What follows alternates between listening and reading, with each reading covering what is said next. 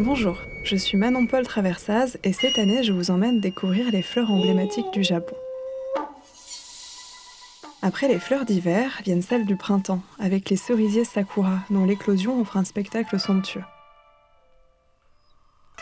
Les Japonais et les visiteurs du monde entier se pressent dans les jardins pour admirer ce ravissement. C'est ce qu'on appelle le hanami, littéralement la contemplation des fleurs.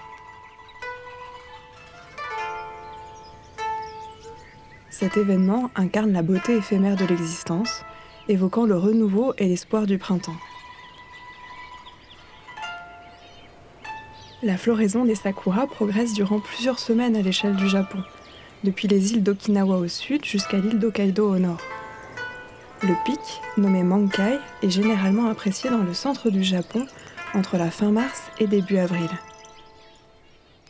Si les sakuras sont largement célébrés dans les jardins, ils le sont également dans les arts japonais, ce qui conforte leur importance culturelle.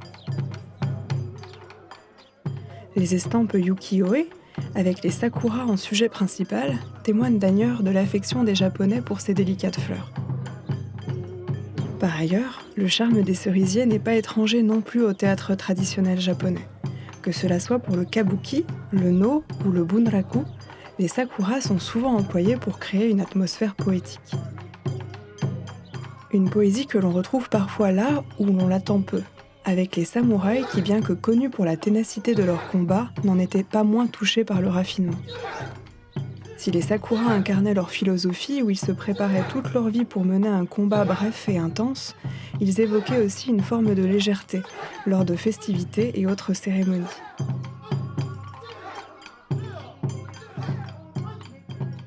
Cette image de beauté forte mais éphémère est mise en lumière avec ce poème du Di du Genji, roman écrit par une femme, Murasaki Shikibu, en l'an 1000. Voici ce poème.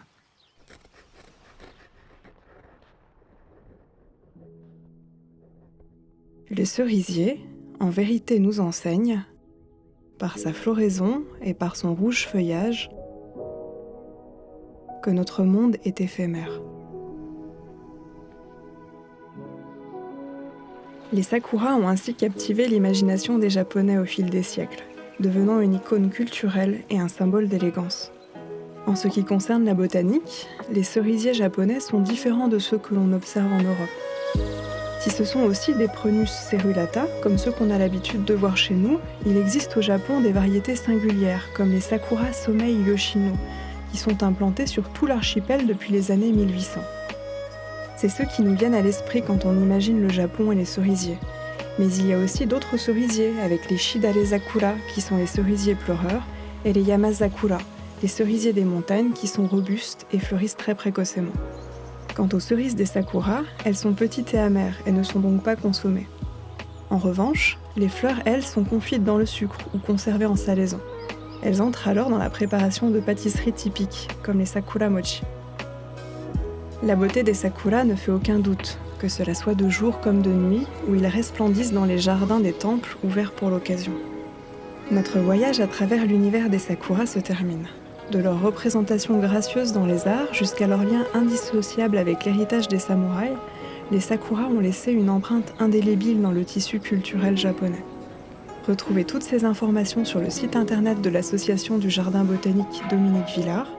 Merci de nous avoir accompagnés dans cette exploration et n'oubliez pas de rester à l'écoute pour de nouvelles découvertes passionnantes avec prochainement un épisode consacré aux fleurs de glycine.